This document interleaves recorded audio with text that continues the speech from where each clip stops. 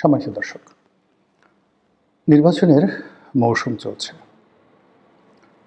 আমরা Facebook, Twitter, YouTube, সামাজিক মাধ্যম সহ অন্যান্য যে সকল জাতীয় গণমাধ্যম রয়েছে, সে সকল গণমাধ্যমে যে সকল এলাকাতে রাজনীতির যে বিরোধ আছে, সেই বিরোধের গল্পগুলো বড় করে ছাপা হচ্ছে বা প্রকাশিত হচ্ছে।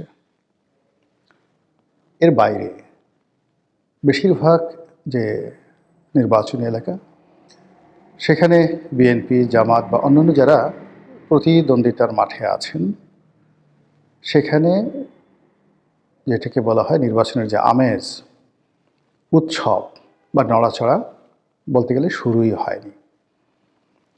বলা হচ্ছে যে আনুষ্ঠানিক যে প্রচারণা শুরু হবে যে তারিখ থেকে, ওই দিন থেকে নির্বাচনের সমাবেশ তুঙ্গে উঠবে, বড় বড় জনসভা বেশ হবে। প্রতিদ্বন্দ্বী প্রার্থী একে অপরের বিরুদ্ধে যে শোডাউন এবং জনগণকে আকৃষ্ট করার প্রাণান্ত চেষ্টা চালাবে, আর তখন থেকে নির্বাচনে জমে উঠবে। কিন্তু বাস্তবতা হলো যে ইতিপূর্বে আমাদের দেশে যে সকল নির্বাচন হয়েছে, সকল নির্বাচনের 1 মাস আগের থেকেই মূলত নির্বাচনের মাঠটি জমজমাট হয়ে যায়। তো সেই দিক থেকে আজকের দিন পর্যন্ত নির্বাচনের মাঠে নির্বাচনের কোনো আমেজ নেই। ঢাকা শহরের যারা অধিবাসী, তারা তাদের নির্বাচনী এলাকায় প্রতি বছর যেভাবে প্রার্থীদের আনাগোনা দেখেন, মিছিল দেখেন, মিটিং দেখেন, বা নির্বাচন সম্পর্কে সাধারণ মানুষের যে আগ্রহ থাকে, উৎসাহ থেকে, উদ্দীপনা থাকে, এই জিনিসগুলো নেই।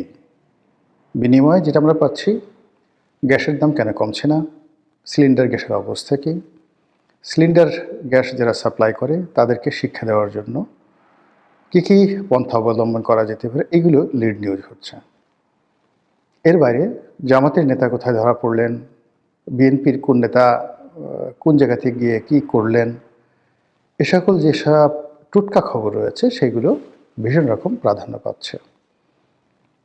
আমাদের দেশের রাজনীতির যে গুরুত্বপূর্ণ ব্যক্তিবর্গ যারা রয়েছেন, তাদেরকে বাদ দিয়ে মার্কিন রাষ্ট্রদূত যিনি বাংলাদেশে নতুন আসলেন, তিনি কেমন, তারপর তিনি কার পক্ষে থাকবেন, তিনি কী সিদ্ধান্ত দেবেন, এগুলো নিয়ে মানুষ মাতামাতি করছে। তো এই যে একটা দৃশ্যমান যে জিনিসগুলো আমরা দেখছি, সেই দৃশ্যমান বিষয়বস্তুর মধ্যে রাজনীতির, নির্বাচনের, ভালো একটি নির্বাচনের এবং ভোট প্রদানের যে একটি স্বতঃস্ফূর্ত অবস্থা ফুটে ওঠে, তার কিয়দাংশ, একেবারে অল্প অংশ আমরা দেখতে পাচ্ছি না। বরং বর্তমানে এই জমানাতে বসে যদি কেউ বলে অসাধারণ একটি নির্বাচন হচ্ছে, শতকরা 80% ভোটাররা ভোট কেন্দ্রে উপস্থিত হবেন, মনের আনন্দে জাগো বাহে কণ্ঠে সবাই বলে ধানের শীষ দাড়িপাল্লাতে ভোট দেবেন, ট্রাক মাখায় ভোট দেবেন। এই কথাকে একটু গুলিস্তান মোড়ে বলে আসেন, মিরপুর শাহালির মাজারের কাছাকাছি বলে আসেন, বা অন্য বিভাগীয় শহরের যে জনগুরুত্বপূর্ণ এলাকাতে গিয়ে আপনি যদি এই কথা মাইকে বলেন, সব লোক একেবারে বলবে যে এটার কুল্লু খালাস, একেবারে বদ্ধ উন্মাদ হয়ে গেছে এই লোকটি। তো বুঝতেই পারেন যে নির্বাচনের যে দৃশ্যমান যে বিষয়গুলো, তার সঙ্গে মানুষের মনস্তাত্ত্বিক, মানুষের চিন্তা চেতনা, আশা আকাঙ্ক্ষা, তার কোনোটির মিল নেই। আর যখন আপনি রাজনীতিতে ইতিবাচক কোনো কিছু আশা করবেন, সেই ইতিবাচক আশার 1 নম্বর কন্ডিশন বা শর্ত হলো আপনার মন যা বলবে এবং ঠিক সেইভাবে আপনি চিন্তা করবেন। আপনি যেভাবে চিন্তা করবেন ওইভাবে আপনি কাজ করবেন, আপনি যেভাবে কাজ করবেন ওভাবে মাঠের আওয়াজ বের হয়ে যাবে। এখন আপনি নিজে চিন্তা করুন যে আপনি ভোটের কথা কয়বার চিন্তা করছেন। একজন লোককে আপনি এমপি বানাবেন, এই এমপি বানানোর জন্য আপনি কতটা উদ্যোগী, আশান্বিত এবং যাকে বলা হয় অংশগ্রহণ করতে আগ্রহী, নিজের কাছে প্রশ্ন করেন। তাহলে বুঝতে পারবেন যে যা দেখছি তা সত্য নয়, যা শুনছি তাও সত্য নয়, আর যা হবে তাও সত্য নয়। এখন আজকে শিরোনাম প্রসঙ্গে আসি। সেটি হলো এই যে পর্দার সামনে, পর্দার সামনে দৃশ্যমান যে বিষয়গুলো দেখছি, এবারে নানা জটিল সমীকরণ রয়েছে। পর্দার আড়ালের খেলাধুলা, এবং সেই খেলাধুলার কারণে গত 17টি মাসে অন্তত 17 দাগনে 34টি ভিন্ন ভিন্ন পরিবেশ পরিস্থিতি আমাদের দেশে উদ্ভব হয়েছে। এবং এক একটা পরিবেশ এবং পরিস্থিতির কারণে মনে হলো এই বুঝি নতুন কিছু হচ্ছে, এই বুঝি এর রাজনীতি শেষ হয়ে গেল, এই বুঝি অন্যের রাজনীতি এলো, এই বুঝি আপাটুস করে ঢুকে পড়লো, এই বুঝি ভারত এটা করলো, এই বুঝি আমেরিকা এটা করলো। তারপর সেন্ট মার্টিন থাকবে কি থাকবে না, মায়ানমারে করিডোর দেবো কি দেবো না, মায়ানমারের সঙ্গে যুদ্ধ হবে কি হবে না, তারপরে আমরা যুদ্ধ বিমান কিনবো কি কিনবো না, আমেরিকা থেকে কিনবো না, ফ্রান্স থেকে কিনবো না, তুরস্ক থেকে কিনবো, বাংলাদেশে কারা কারা আছে দালাল, আইএসের দালাল কারা, ভারতের দালাল কারা, আমেরিকার দালাল কারা, তুরস্কের দালাল কারা। 17 মাস ধরে আমরা যে তর্ক বিতর্ক করছিলাম এবং 34 রকম পরিবেশ পরিস্থিতি আমরা তৈরি করেছিলাম, তা জনাব তারেক রহমান সাহেবের দেশে আসার সঙ্গে সঙ্গে একেবারে মাটি চাপা পড়ে গেছে। আমি তখন বলেছিলাম যে বাঙালির যে আবেগ এটি 48 ঘন্টার বেশি থাকে না। বিশ্বাস যদি না হয় এখন তারেক রহমান সাহেবের বাসার সামনে গিয়ে দেখে আসেন, আর উনি যে অফিসে বসেন সেই অফিসে কজন লোক গেটের বাইরে দাঁড়িয়ে আছে, কজন লোক ভিতরে যাচ্ছে, কারা যাচ্ছে কারা আসছে, এটুকু শুধু দেখে আসেন, তাহলে আপনি বুঝতে পারবেন যে এই আবেগপ্রবণ বাঙালি আসলে কি করে। কিংবা এখন কি আপনি শহীদ উসমান হাদির পরিবারের খোঁজ নেন, তাদের বক্তব্য শুনেন, তার কবরের কাছে যান, বেগম জিয়ার কবরের কাছে যান, তারপরে সংসদ ভবনের সামনে দিয়ে একটু ঘুরে আসেন, তাহলে আপনি বুঝতে পারবেন যে আবেগ এবং বাস্তবতার মধ্যে কতটা পার্থক্য রয়েছে। তো যেটা বলছিলাম যে আমাদের এই পর্দার সামনে যে সকল রাজনীতির খেলাধুলা হয় আর পর্দার আড়ালে যে সকল খেলাধুলা হয়, শেষ পর্যন্ত গত 17 মাসে আমরা যেটা দেখেছি পর্দার আড়ালের খেলাগুলো জয়ী হয়ে যায়।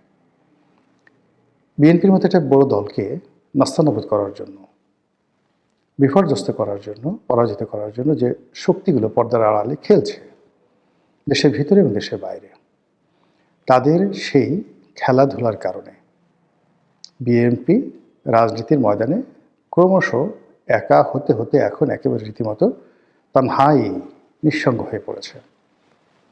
বিএনপির যে সকল পলিটিক্যাল বন্ধুবান্ধব আছে তারা বাংলাদেশের রাজনীতিতে অনেকেই, দেখা গেল কেউ আওয়ামী লীগের এজেন্ট, কেউ জামাতের এজেন্ট, জামাত তাদেরকে লালন পালন করেছে, B team C team D team বানিয়েছে, গুপ্ত শক্তি বানিয়েছে, বিএনপির মধ্যে ঢুকিয়ে দিয়েছে। এরকম অসংখ্য লোক যাদের কারণে বিএনপির মধ্যে অভ্যন্তরীণ দ্বন্দ্ব এবং সংঘাত চরম আকার ধারণ করেছে। এমনকি একেবারে ঘোরতর বিএনপি করেন, কিন্তু তার আসলে মনোনয়ন পাওয়ার কোনো যোগ্যতা ছিল না, কিন্তু মনোনয়ন দেওয়া হয়েছে তাকে। আর অন্যদিকে যে ভদ্রলোকের বা যে ভদ্রমহিলার মনোনয়ন পাওয়ার কথা ছিল সে মনোনয়ন পায়নি। তো যে মনোনয়ন পেয়েছে বলা হয়ে থাকে তাদের অনেকের সঙ্গে হয়তো জামাতের আন্ডার টেবিল একটা সম্পর্ক রয়ে গেছে। এর মধ্যে বিএনপির যে গত 15 বা 20 বছরের যে লড়াই সংগ্রামের মাঠে যারা বীর পুরুষ ছিলেন বা বীর রমণী ছিলেন, দেখলাম যে এইবারের যে নমিনেশন থেকে শুরু করে রাজনীতির যে মেরুকরণ, তারা সবাই একে একে ঝরে পড়েছেন। আর যারা এই মুহূর্তে দাপিয়ে বেড়াচ্ছেন বিএনপির পক্ষে, বিএনপির কার্যালয়গুলোতে এবং নির্বাচনী এলাকাতে, তারা বিএনপির দুঃসময়ে, ঠিক গত 5 বছর ধরে বিএনপির সঙ্গে আছে, দুঃসময়ে সিনা উঁচু করে দাঁড়িয়েছে, এইরকম লোকের সংখ্যা খুব অল্প। বরং বেশিরভাগ লোকই ঘাপটি মেরেছিল, চুপচাপ ছিল, সবাইকে ম্যানেজ করে তোলার চেষ্টা করেছে। তো এইগুলো করার ফলে কী হলো, যারা সত্যিকার অর্থে ত্যাগী নেতা এবং কর্মী যারা রয়েছেন তারা প্রায় সবাই অভিমানী হয়ে পড়েছেন। অনেকে নিজেদেরকে রাজনৈতিক কর্মকাণ্ড থেকে তারা বিরত রেখেছেন। যেহেতু এটা আওয়াজ চলছে যে বিএনপি ক্ষমতায় আসবে, এই জন্য বিএনপির বিরাগ ভাজন হচ্ছেন না, জনাব তারেক রহমান সাহেবের সঙ্গে কন্ট্রাডিকশন এবং কনফ্লিক্টে যাচ্ছেন না। তারেক রহমান সাহেব ডাকছেন, তারা যাচ্ছেন, উপস্থিত হচ্ছেন, এটা একটা ফর্মালিটিস। কিন্তু এই ফর্মালিটিসের বাইরে গিয়ে তাদের যা কিছু করার সবাই সেই কাজগুলো কিন্তু করে চলেছেন। ফলে এখন যারা স্টিয়ারিং হাতে আছে, বিএনপি যাদের হাতে, তাদের দল পরিচালনার স্টিয়ারিং দিয়ে দিয়েছেন।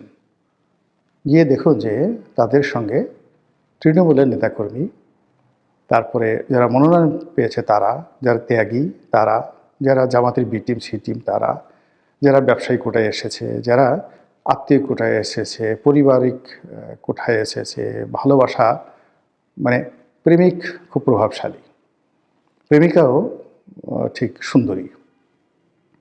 তো কাজেই প্রেমিক তার যে প্রভাব, সেই প্রভাব দিয়ে অনেক প্রেমিকার জন্য বিএনপির সময় ছোট হয়ে আসতেছে।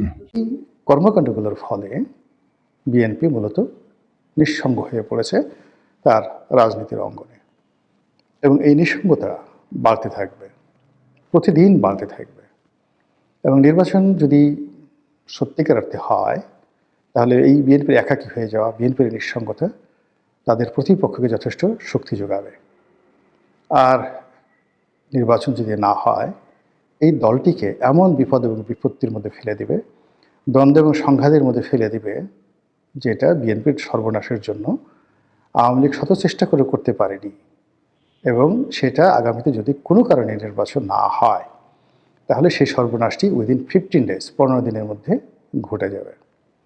এর বাইরে ধরুন নির্বাচন হলো, তারপরে যেভাবে আশা করা হচ্ছে সেইভাবে একটা ফলাফল হলো, কিন্তু সরকার পরিচালনা করতে গিয়ে বিএনপি কি সেই যে জাস্টিস সাত্তারের যে জমানা, সেই জমানার মতো বিপদে পড়বে, নাকি 91 সনের মতো তারা সফল হবেন?